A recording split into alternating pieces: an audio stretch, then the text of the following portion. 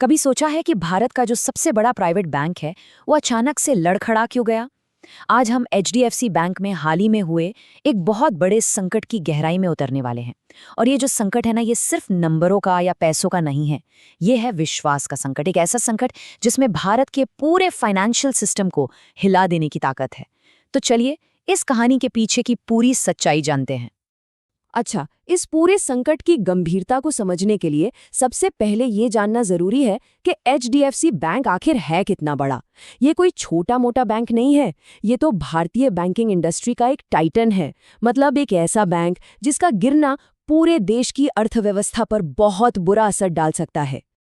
अब जरा इन आंकड़ों पर गौर कीजिए, क्योंकि ये सच में होश उड़ाने वाले हैं। एचडीएफसी बैंक इतना बड़ा है कि ये मार्केट कैपिटलाइजेशन के हिसाब से दुनिया के 10 सबसे बड़े बैंकों में से एक है। जी हाँ, बिल्कुल सही सुना। ये भारत के सबसे बड़े सरकारी bank state bank of India यानी एसबीआई से भी बड़ा है। और सबसे हैरान करने वाली बात तो ये है कि अगर हम भारत के 5 बड़े प्राइवेट बैंकों जैसे एक्सिस, कोटक, आईडीबीआई, फेडरल और इंडोसिंड इन सबको एक साथ मिला दें तो भी उनका total market cap HDFC bank से कम ही रहेगा। इससे हमें अंदाजा लगता है कि एचडीएफसी बैंक का स्केल कितना विशाल है और ये हमारी अर्थव्यवस्था के लिए कितना ज्यादा जरूरी है।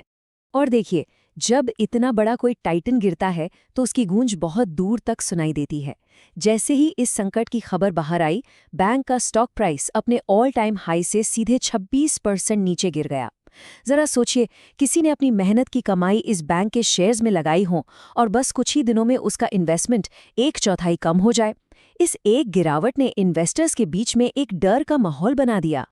और इस पूरे भूचाल के सेंटर में था एक इस्तीफा, बैंक के चेयरमैन का अपने पद से अचानक हट जाना। ये एक ऐसा इस्तीफा था जिसने पूरे फाइनेंशियल वर्ल्ड को चौंका दिया और अपने पीछे कई सवाल छोड़ दिए। तो अब हम उस रहस्य की तरफ बढ़ते हैं जो इस पूरे संकट की जड़ में है। चेयरमैन के इस्तीफे का जो ऑफिशियल कारण बताया गया वो असल में पूरी कहानी नहीं थी। सच्चाई उससे कहीं ज्यादा गहरी और परेशान करने वाली है।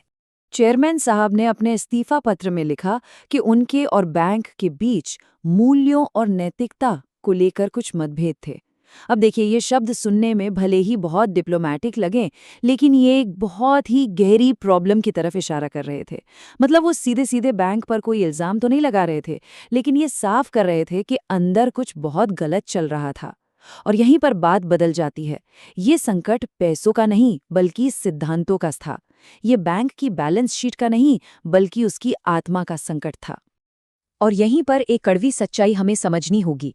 एचडीएफसी जैसे बड़े फाइनेंशियल इंस्टीट्यूशंस के लिए इन्वेस्टर्स का भरोसा सिर्फ प्रॉफिट के नंबरों पर नहीं टिका होता, बल्कि ये विश्वास और नैतिक आचरण पर टिका होता है। आपके पास दुनिया की सबसे बड़ी बैलेंस शीट हो सकती है, लेकिन अगर लोग आप पर भरोसा ही नहीं करते तो सब बेकार है। तो जब चेयरमैन एथिक्स यानी नैतिकता की बात करके इस्तीफा देता है तो ये सीधे उस भरोसे की नींव पर चोट करता है। ये एक भूकंप की तरह है जो पूरे सिस्टम को हिला सकता है। तो सवाल ये है कि आखिर हुआ क्या था? वो कौन सा नैतिक मतभेद था जिसने चेयरमैन को इस्तीफा देने के लिए मजबूर कर दिया? चलिए अब पर्दा उठाते हैं। ये सारी कहानी एक खास तरह के फाइनेंशियल प्रोडक्ट के इर्द गिर्द घूमती है जिसे एचडीएफसी बैंक का वेल्थ मैनेजमेंट डिवीजन अपने सबसे अमीर क्लाइंट्स को बेच रहा था। और यहाँ जो प्रॉब्लम थी ना, वो सिर्फ बेचने की नहीं बल्कि गलत तरीके से बेचने की थी, जिसे हम मिस सेलिंग कहते हैं। मतलब बैंक अपने कस्टमर्स को इन प्रोडक्ट से जुड़े असली खतरों के बारे में पूरी और सच्ची जानकारी नहीं दे रहा था। तो ये रहस्यमयी प्रोडक्ट क्या था? ये कौन सा फाइनेंशियल टाइम बॉम्ब था जो टिक टिक कर रहा था? इसे कहते हैं एडिशनल टियर 1 बॉन्ड्स या शॉर्ट में 81 बॉन्ड्स। और ये उतने ही खतरनाक हैं जितना इनका नाम सुनने में कॉम्प्लेक्स लगता है। चलिए इन 81 बॉन्ड्स को एकदम आसान भाषा में समझते हैं। सोचिए कि आपने किसी बैंक को पैसा उधार दिया, लेकिन बैंक ने ये वादा कभी नहीं किया कि वो पैसा वापस कब करेगा। बैंक इन बॉन्ड्स का इस्तेमाल अपनी कैपिटल यानी पूंजी बढ़ाने के लिए करते हैं। और सबसे खतरनाक बात यह है कि अगर बैंक कभी मुश्किल में फंसता है तो वो आपके पैसे का इस्तेमाल अपने नुकसान को भरने के लिए कर सकता है। तो अब आप सोचेंगे, इसमें गलत क्या हो सकता है? बहुत कुछ। पहली बात, इनकी कोई मैच्योरिटी डेट नहीं होती। मतलब हो सकता है आपका पैसा कभी वापस ही ना मिले। दूसरी बात, अगर बैंक की हालत खराब है तो वो आपको ब्याज देना भी बंद कर सकता है। मतलब आपके इन्वेस्टमेंट पर कोई रिटर्न नहीं मिलेगा। तीसरी बात, जरूरत पड़ने पर बैंक इन बॉन्ड्स को अपने शेयर्स में बदल सकता है, जिनकी कीमत शायद बहुत कम हो।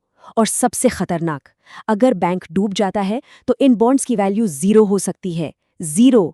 सोचिए, किसी ने अपनी जिंदगी भर की कमाई इन बॉन्ड्स में लगा दी हो और एक दिन पता चले कि वो सब खत्म हो गया, सारा पैसा डूब गया। और यहीं से HDFC बैंक इस कहानी में आता है। बैंक के वेल्थ मैनेजमेंट डिवीजन ने अपने अमीर ग्राहकों को क्रेडिट स्विस बैंक के यही खतरनाक 81 बॉन्ड्स बहुत अग्रेसिवली बेचे। जी हाँ, ये वही क्रेडिट स्विस बैंक है जो कुछ ही महीनों बाद दिवालिया हो गया, जिससे इन बॉन्ड्स में पैसा लगाने वाले हर एक इंसान का भारी नुकसान हुआ। अब हो सकता है कोई सोचे, अरे ये सब तो सिर्फ किताबी बातें हैं ना, ऐसा असल में थोड़ी होता है। गलत। ये जोखिम बिल्कुल असली है और ये पहले हो भी चुका है। आपको क्रेडिट स्विस याद है? स्विट्जरलैंड का वो विशाल बैंक। मार्च 2023 में वो बैंक डूबने की कगार पर था।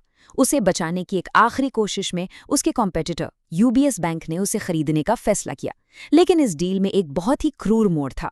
क्रेडिट स्विस के 81 बॉन्ड्स में लगे हुए $17 बिलियन की वैल्यू को रातों रात 0 कर दिया गया। सोचिए, किसी ने ये सोचकर पैसा लगाया कि ये एक सेफ इन्वेस्टमेंट है, और फिर एक सुबह उठकर पता चलता है कि सब कुछ खत्म हो गया है। और यहीं पर HDFC बैंक के रोल पर गंभीर सवाल उठते हैं। इल्जाम ये है कि उन्होंने जानबूझकर अपने ग्राहकों को इन बॉन्ड से जुड़े जोखिमों के बारे में गुमराह किया। उन्हें 10 से 13% के ज़बरदस्त रिटर्न का वादा किया गया, लेकिन उन्हें ये नहीं बताया गया कि इस रिटर्न के चक्कर में वो अपना सब कुछ गंवा सकते हैं। ये सिर्फ मिस सेलिंग नहीं है, ये विश्वास के साथ एक बहुत बड़ा धोखा है। लेकिन ये कहानी सिर्फ HDFC बैंक तक ही सीमित नहीं है। ये कहानी है भारत के पूरे फाइनेंशियल सिस्टम की, और इस बारे में है कि कैसे एक बैंक का गिरना पूरे देश को अपने साथ नीचे खींच सकता है। और यहाँ कहानी में एक और दिलचस्प मोड़ आता है।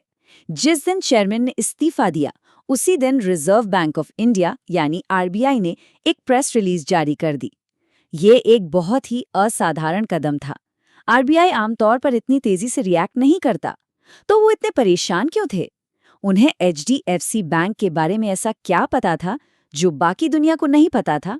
इसका जवाब 3 अक्षरों में छिपा है, DSIB, जिसका मतलब है domestic systematically important bank.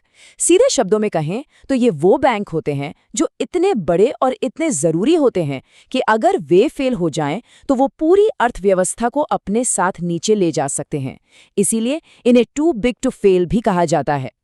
Bharat में RBI ने 3 बैंकों को DSIB का दर्जा दिया है, SBI, ICICI बैंक और जी हाँ, HDFC बैंक।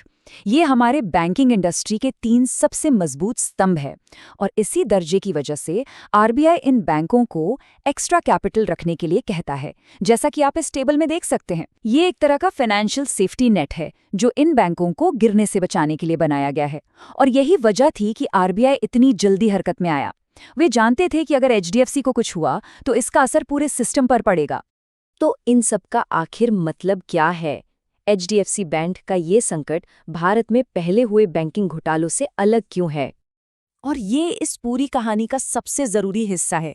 येस बैंक या PNB जैसे जो पिछले संकट थे, वो सीधे सीधे पैसों से जुड़े थे। वो धोखाधड़ी और खराब लोन की वजह से हुए थे, जिससे बैंकों को हज़ारों करोड़ का नुकसान हुआ। लेकिन HDFC का संकट अलग है। ये पैसों के बारे में कम और नैतिकता के बारे में ज़्यादा है। ये बैंक की प्रतिष्ठा और विश्वास का संकट है। ये बैंक के दिल और आत्मा का संकट है। याद है वो प्रेस रिलीज जो RBI ने जारी की थी? उसमें उन्होंने साफ साफ कहा था कि HDFC बैंक के पास पैसों की कोई कमी नहीं है, उसकी फाइनेंशियल हालत एकदम ठीक है। मतलब प्रॉब्लम पैसों की है ही नहीं, प्रॉब्लम है बैंक के काम करने के तरीके की, उसके कल्चर की। तो यहाँ से हम क्या सबक सीख सकते हैं? HDFC बैंक का ये संकट हमें एक बहुत ही बुनियादी सवाल पूछने पर मजबूर करता है। आज की मॉडर्न बैंकिंग में सबसे बड़ा जोखिम क्या है? क्या ये एक फाइनेंशियल नुकसान है जिसे समय के साथ ठीक किया जा सकता है, या फिर ये प्रतिष्ठा का नुकसान है, उस विश्वास का नुकसान है जो शायद कभी वापस न आ पाए? इसका जवाब तो शायद वक्त ही देगा। लेकिन एक बात तो तय है, HDFC बैंक का ये संकट पूरे इंडियन बैंकिंग सिस्टम के लिए एक वेकअप कॉल है। ये हमें याद दिलाता है कि विश्वास एक ऐसी चीज़ है जो एक बार टूट जाए तो उसे वापस पाना बहुत मुश्किल होता है।